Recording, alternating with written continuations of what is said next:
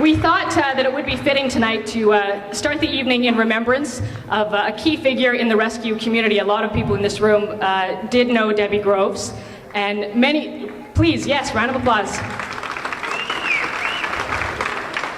Many people have contacted me personally and said it would be, a nice gesture to have a few moments for Debbie Groves tonight. So we are going to do that, and I'd like to hand things over for a few moments, not only to Debbie's colleague in rescue, but also her best friend. And I would like to welcome Joy to please come to the stage and say a few words.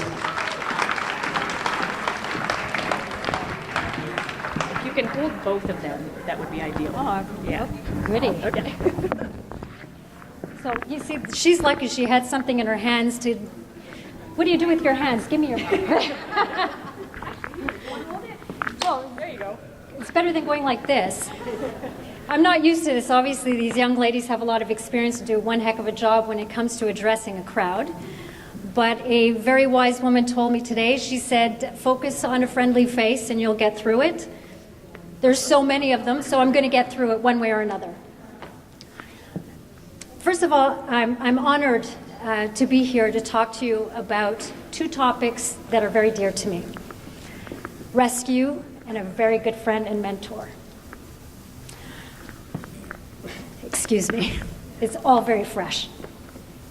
The word rescue, and I'd like to address rescue first, the definition in the dictionary is very different from the ways that we interpret the word. Everybody has their own way of interpreting the word rescue. We have people that go to the SPCA or to a shelter or a pound, and they say, I rescued a dog. When you think about it, they did. It means that one cage is available to take on another unwanted or abused animal. You hear people say, I rescued a cat off the 401. When you think about it, they actually did. That cat could have succumbed to a terrible death in the environment. And then you hear people say, I rescued a dog or a cat from a rescue group. Well, we all know that in a rescue group, these animals are safe. But what we forget is that once one of those animals are adopted, it gives the rescues an opportunity to rescue another one. So rescue, no matter how you look at it and everybody's interpretation of rescue, the people who talk about the rescuing the dog or the cat from the shelter or pound or rescue group or off the 401 say it with a smile. They say it because they did something great and they made a difference for that animal. And that's what brings me now to a very dear friend of mine who is missed terribly. Debbie was my friend. She was my mentor. I spoke to Debbie every day, and we had a lot of conversations about the dogs that needed help. Debbie, I can always count on her on the computer after work, and she was networking to get those animals out. And every Saturday or every Sunday, Debbie was out there in her car at her own expense and her own time. She saved literally thousands and thousands of dogs and cats, and even a ferret, birds. And I can remember her going to Tijas and bringing animals there as well. Debbie was not just a rescuer, she was a devoted wife, daughter, sister.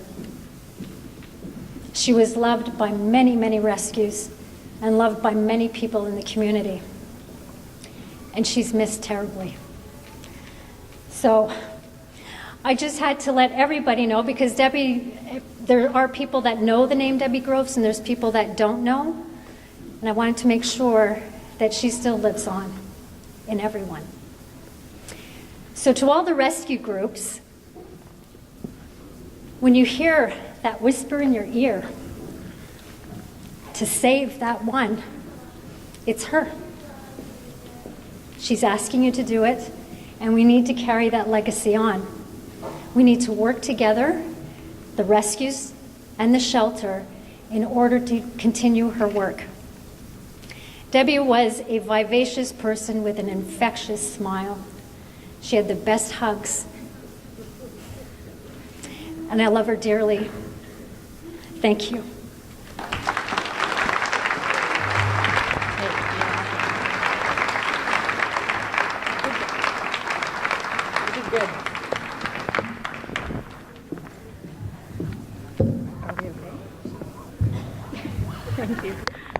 Thank you, Joy, very much for that. It's public speaking is not easy. Whoa. It's not easy. But public speaking in that kind of context, what should I do, Chris? Are we all right? Okay.